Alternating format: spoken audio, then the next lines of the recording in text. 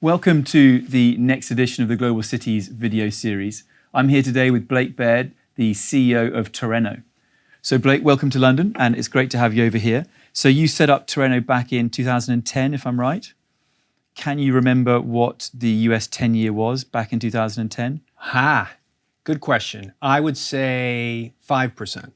It was a low of about 2.6 and a high of 4.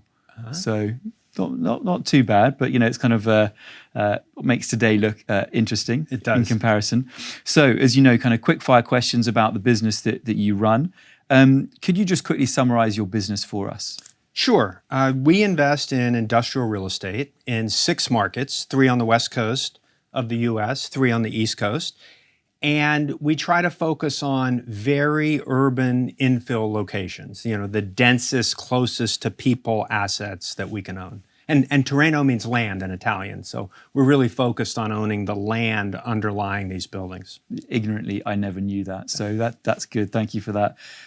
In terms of the demand for these assets, where does that come from?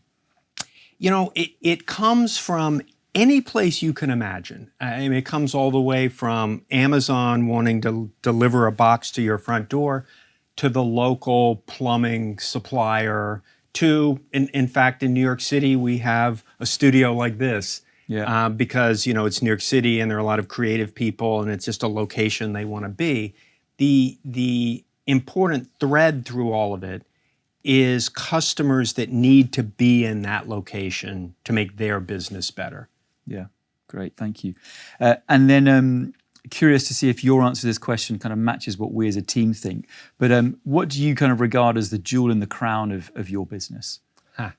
The jewel in the crown of our business is a focus on growing per share results, right? Not to be the biggest, but to be the best and to be the most profitable, and owning the real estate that allows us to do that. Yeah, okay, so our answer would have been, and it's kind of related, we would sort of actually say, you guys, the management team, your track record of achieving that, we back you to do that versus kind of your peer group.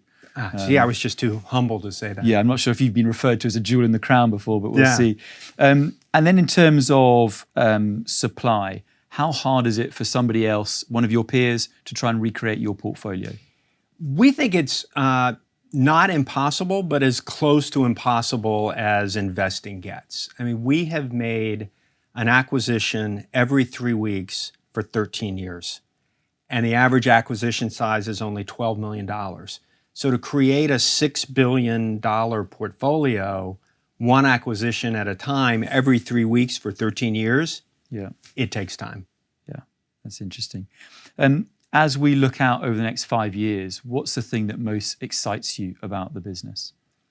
I think that what excites us most is we have now gotten to a critical mass where we can support the infrastructure of a public company. We have a demonstrated track record of outperformance, and we're now sort of ready for prime time, right? We're ready to say, we've created this portfolio over 13 years. We think it can do better than any other portfolio. Now let's show you what we can do.